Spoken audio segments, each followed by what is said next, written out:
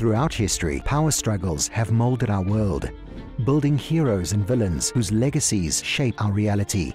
Yet, questions linger about these figures of great power. What motivated them? What were their goals? And ultimately, were their actions justified? In today's video, we take another look into the history books to discuss one of Africa's most influential figures, General Siad Barre. His rule in Somalia was marked by both fascination and controversy. We'll explore the dynamics of his reign and the impact it had on Somalia and beyond. What motivated Barre to pursue radical visions? How did his policies shape the socio-political landscape of Somalia? And what can we take away from his reign? General Siad Barre's journey began in the rugged terrain of the Horn of Africa, a region with history and its fair share of political turmoil. Born in 1919 in the town of Shilavo, Barre grew up during a period marked by colonial rule and the struggle for independence. His upbringing amidst pan-Somali nationalism profoundly shaped his aspiration for a unified Somali nation, extending beyond borders.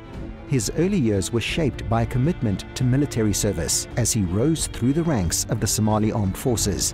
Siad Barre's ascent to power in Somalia was marked by a series of significant events and actions. The tipping point came on October 21, 1969, when Barre led a bloodless coup that put an end to Somalia's civilian government and established a military regime.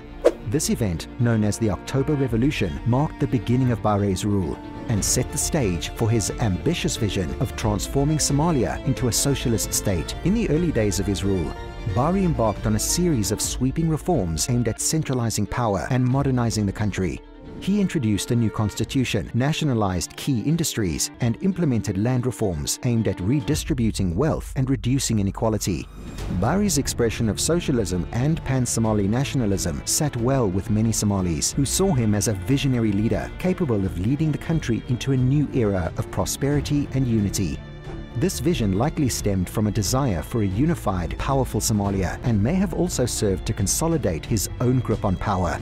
However, Barre's rule was not without its challenges. Ethnic tensions, clan rivalries, and even regional conflicts rumbled beneath the surface, threatening to undermine the stability of his regime. One might perceive such challenges as merely a routine aspect of the job. But how exactly did all of this affect the years to come under his rule? Siad Barre's reign in Somalia was a period of highs and lows, marked by both notable achievements and contentious events that affected the country's trajectory. From the outset, Barre pursued an ambitious agenda, focusing on modernizing Somalia while consolidating his hold on power. A pivotal event during Barre's rule was the Ogaden War, which broke out in 1977, when Somalia launched an invasion of the Ethiopian territory of Ogaden, aiming to annex it and assert Somalia's territorial claims. The war, which lasted until 1978, proved to be a costly and ultimately disastrous venture for Somalia, as Ethiopian forces backed by Soviet support repelled the invasion and inflicted heavy losses on the Somali military. The Ogaden War strained Somalia's relations with the Soviet Union, its former ally, leading Barre to seek new alliances. Initially, Barre had aligned Somalia with the Soviet Union, embracing Marxist-Leninist principles and receiving substantial military and economic aid. However, after the Soviets backed Ethiopia during the Ogaden War, Barre deflected towards the west in search of support. In the 1980s, Somalia built stronger ties with the United States, receiving military aid and assistance as part of efforts to counter Soviet influence in the region. This strategic pivot was aimed at consolidating his power and ensuring continued dominance. Despite receiving considerable support from both the Soviet Union and later the United States, these alliances proved to be short-lived and ultimately failed to strengthen Barre's regime in the face of mounting internal dissent and external pressures. The shifting allegiances and the accompanying aid could not mask the regime's growing unpopularity and the economic challenges it faced. These tensions fueled the rise of opposition groups such as the Somali Salvation Democratic Front, SSDF, in the south and the Somali National Movement, SNM, in the north.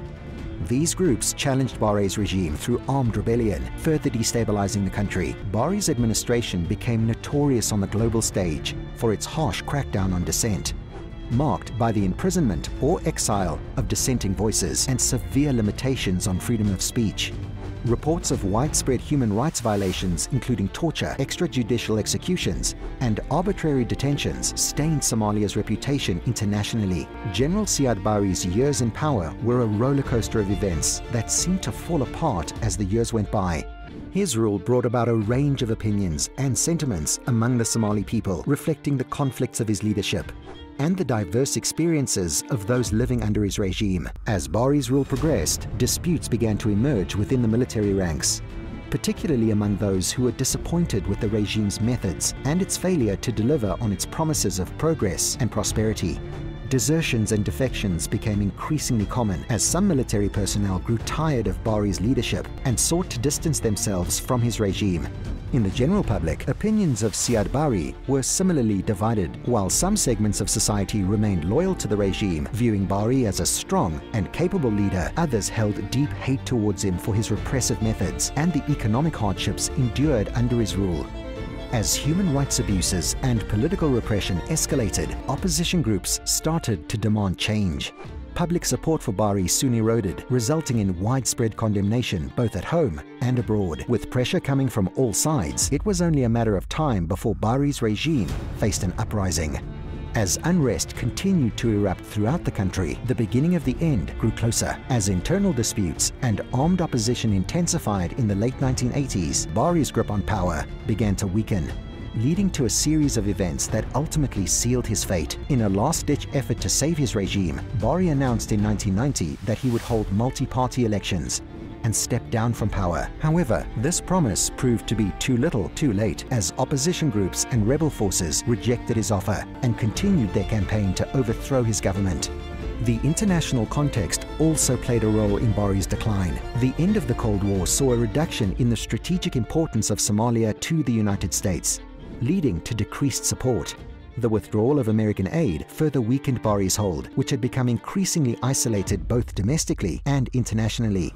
As the situation got worse, Barre's regime descended into chaos, with factions within the military fighting for control and armed militias seizing territory across the country. In 1991, Barre was forced to flee the capital Mogadishu as rebel forces closed in on the city. Barre's exile marked the end of his rule and the beginning of a period of protracted civil war and state collapse in Somalia. He spent his remaining years in exile in Nigeria, where he lived in obscurity until his death in 1995. The legacy of Barre's rule and its abrupt end left Somalia in a state of lawlessness and conflict, the effects of which are still felt today. Today, the legacy of Siad Barre's rule continues to echo through Somalia, shaping the country's politics, society, and economy in profound ways. The prolonged civil war, state collapse, and humanitarian crisis laid bare underlying divisions and grievances that persisted within the nation. Barre's exile resulted in a vacuum of effective governance, leading to the emergence of armed militias and clan-based factions, which in turn triggered widespread violence and instability. This turmoil inflicted further suffering on the Somali people, perpetuating cycles of conflict and displacement. Millions of Somalis were displaced from their homes, requiring urgent humanitarian assistance. In the years that followed, Somalia descended further into chaos, and various actors vied for control and influence over different regions of the country. The absence of a central authority created an environment conducive to the rise of extremist groups like Al-Shabaab, which exploited the lack of governance to expand their influence and perpetuate acts of violence and terrorism. Despite efforts to restore stability and rebuild the country, Somalia continued to grapple with the enduring legacy of Barre's rule and the challenges of state building and reconciliation. The scars of the civil war ran deep, and the process of healing and reconciliation remained ongoing. However, amidst the challenges, signs of hope and resilience began to emerge in Somalia.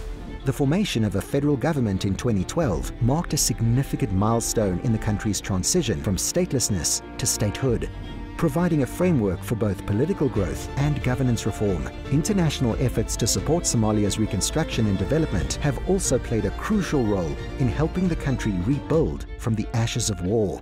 As Somalia looks to the future, the lessons of Siad Barre's rule will remain for all to observe and learn from. Embark on a journey to uncover Africa's concealed narratives and untold stories by subscribing to our channel. Become part of a community passionate about undertaking, engaging, and appreciating Africa. Hit subscribe. Embrace the unknown and join us in reshaping perspectives.